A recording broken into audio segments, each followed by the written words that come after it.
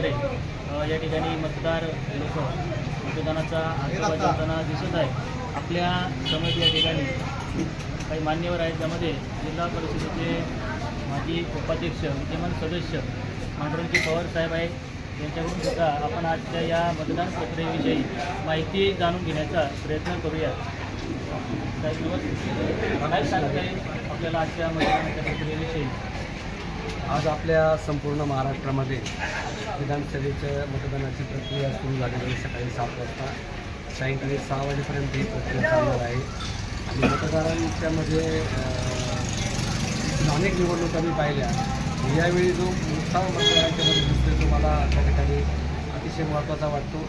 विशेष करून तरुण मतदार या निवडणुकीमध्ये मोठ्या प्रमाणावर त्या ठिकाणी आहेत आणि सगळे मतदार स्वयंस्फूर्तीने या ठिकाणी मतदान त्या ठिकाणी करत आहेत। गेल्या 5 वर्षामध्ये मी राष्ट्रवादी काँग्रेस पक्षाचा अध्यक्ष म्हणून या ठिकाणी काम करतो।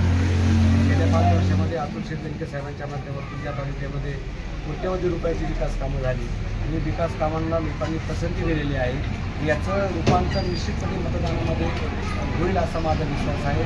आता अनेक गावांचे मला त्या ठिकाणी फोन येतात आणि प्रत्येक ठिकाणी असं सांगितलं जातं की आता इथं आमच्या गावामध्ये राष्ट्रवादी काँग्रेस पक्षाला मतदान अतिशय चांगल्या पद्धतीने होतं आहे। लोक मला पण आता इथं आमचे अनेक मंडळी मतदान करून आल्याच्यानंतर मला भेटले आणि माझ्याकडे पाहून फक्त असं एक बोट त्या ठिकाणी वर करून मला ते त्या ठिकाणी सांगतायत। म्हणजे हे विजयाचं निश्चितपणे चिन्ह मला या ठिकाणी वाटतं आणि मला खात्री आहे की जुन्नर तालुक्यातील जनता ही सुज्ञ आहे, भूलथापांना बळी पडणार नाही।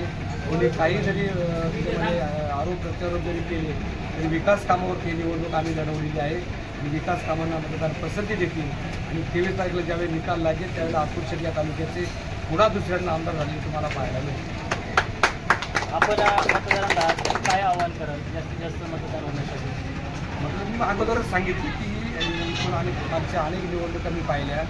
या निवडणुकीमध्ये मतदारांचा जो उत्साह आहे तो उत्साह मोठ्या प्रमाणावरती आहे आणि माझी खात्री आहे की इथून मागं निवडणुकीला ज्या टक्केवारीत मतदान झालं त्यापेक्षा 5-10% मतदान जास्त होऊ शकतं। तरीसुद्धा माझी तालुक्यातल्या सर्व तमाम मतदारांना या ठिकाणी माझं आव्हान आहे की आपल्याला डॉक्टर बाबासाहेब आंबेडकरांनी जी घटना आपल्याला दिली त्या घटनेने मतदानाचा अधिकार आपल्याला दिलेला आहे आणि या अधिकारापासून कुणी वंचित राहू नये। प्रत्येकानं आपापलं पवित्र मत त्या ठिकाणी देऊन आपल्या तालुक्याच्या विकासामध्ये त्या ठिकाणी सहभाग नोंदवा असं सर्व तालुक्यातल्या मतदारांनी यांनी आवाहन केलं। धन्यवाद साहेब। NAG news Nimgaon Sawant.